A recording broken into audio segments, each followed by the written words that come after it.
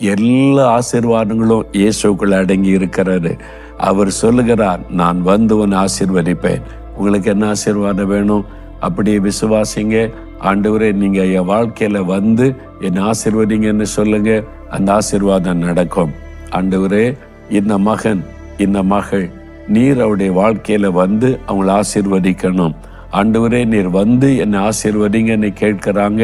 அவங்களுடைய வாழ்க்கையில அவங்க வீட்டுக்குள்ள நீங்க வரணும். நீங்க வந்து அவங்களை ஆசீர்வதிங்க. சமாதானம் கொடுங்க, ரட்சிப்பின் மகிழ்ச்சியை கொடுங்க, வியாதியை மாற்றி பூரண சுகம் கொடுங்க, கட்டுகள் அறுக்கப்பட்டு பயத்திலிருந்து விடுதலை கொடுங்க, குறைவாயிருக்கிற காரியத்தை நிறைவாய் ஆசீர்வதித்து சந்ததியை பெருக பண்ணுங்க, அவருடைய கண்ணீரை துடைத்து ஆசீர்வதித்த மகிழ பண்ணுங்க. இந்த வருஷம் முழுவதும் ஒவ்வொரு நாளும் நீர் அவருடைய வாழ்க்கையில இடைப்பட்டு ஆசீர்வதித்து அவளை மகிழ பண்ணணும். இயேசுவின் நாமத்தில் ஜெபிக்கிறோம். ஆமென்.